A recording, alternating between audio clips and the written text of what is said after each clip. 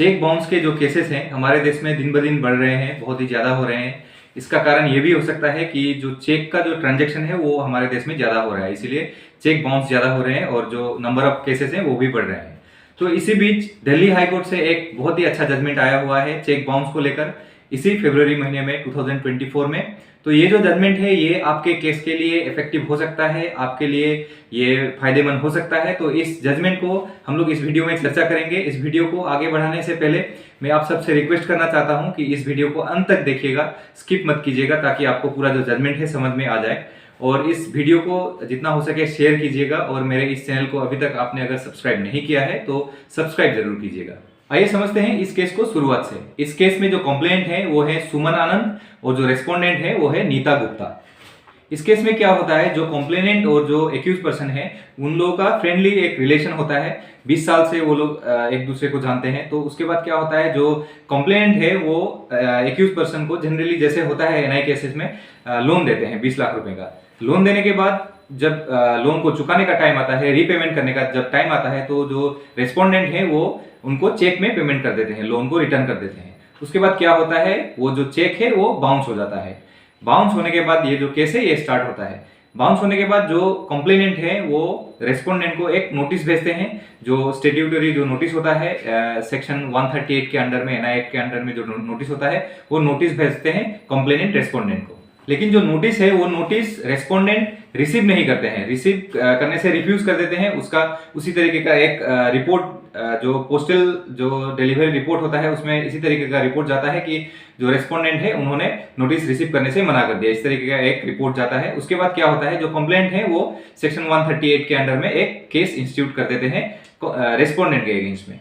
फिर केस का जब समन मिलता है एक्यूज पर्सन को, रेस्पोंडेंट को, उसके बाद क्या करते हैं रेस्पोंडेंट इस केस के अगेंस्ट में हाई कोर्ट में, दिल्ली हाई कोर्ट में क्वाशिंग के लिए सेक्शन 482 सीआरपीसी के अंडर में एक पिटीशन फाइल करते हैं। दिल्ली हाई कोर्ट में जो पिटीशन फाइल किया गया था क्वाशिंग के लिए, उस जो एनआई केस जो है उसको क्वाश करने के लिए जो पिटीशन फाइल किया गया था, उसमें जो एक्यूज पर्सन है, एक्यूज पर्सन का कहना ये था वो जो अकाउंट है जिससे चेक दिया गया था वो एक जॉइंट अकाउंट था।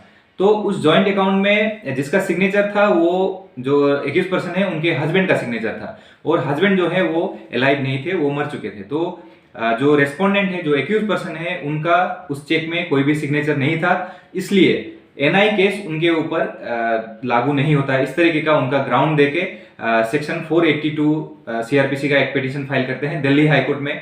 बहुत सारे हियरिंग होने के बाद कोर्ट, दिल्ली हाई कोर्ट ऐसा फैसला सुनाती है जो कि एक्यूज पर्सन जो है उनके फेवर में आता है। दिल्ली हाई कोर्ट बोलती है कि a joint account holder can not be prosecuted under section 138 of NI act. Section 138 NI act लागू नहीं होता जॉइंट अकाउंट होल्डर के ऊपर अगर उनका सिग्नेचर नहीं होता है। अगर जॉइंट अकाउंट है तो फिर बोथ जॉइंट अकाउंट होल्डर का सिग्नेचर उस चेक में होना जरूरी है। अगर एक का सिग्नेचर है और एक का नहीं है तो फिर सिर्फ एक के ऊपर ही एनआई एक्ट लागू होता है। अगर जॉइंट अकाउंट है तो फिर दोनों जॉइंट अकाउंट होल्डर का सिग्नेचर उस चेक में होना अनिवार्य है। अगर नहीं होता है तो फिर सेक्शन 138 एनआई एक्ट लागू नहीं होता। इस तरीके का दिल्ली हाई कोर्ट का कहना है। तो ये बोलते हुए दिल्ली हाई कोर्ट क्या करते हैं, उस एनआई केस को क्वाश कर देते हैं, उसको डिसमिस कर देते हैं, और जो पिटीशन था रेस्पोंडेंट का, एक्यूज पर्सन का, उसको अलाउ कर देते हैं।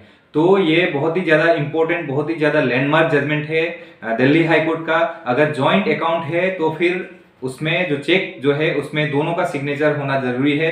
दोनों का सिग्नेचर करा के ही आप जॉइंट अकाउंट से कोई चेक लें, अगर लेते हैं। अगर आपको प्रोसिक्यूट करना है किसी एक को तो फिर अगर जॉइंट अकाउंट में अगर एक ही का सिग्नेचर है, अगर वही अगर ऑथराइज है, तो फिर एक के ऊपर ही आप प्रोसिक्यूशन, आपका जो केस है वो चला सकते हैं, दोनों के ऊपर वो लागू नहीं होगा। अगर किसी का सिग्नेचर नहीं है तो फिर वो उसमें लायबल नहीं होंगे। इस तरीके का दिल्ली हाई कोर्ट का ये जजमेंट आया हुआ है। इस जजमेंट का जो साइटेशन है मैंने अपने डिस्क्रिप्शन में दे दिया है, आप साइटेशन को यूज करके उसको डाउनलोड करके पढ़ सकते हैं। तो अगर आपको ये वीडियो अच्छा लगा है तो फिर शेयर जरूर कीजिएगा, और मेरे इस चैनल को सब्सक्राइब करना मत भूलिएगा। धन्यवाद।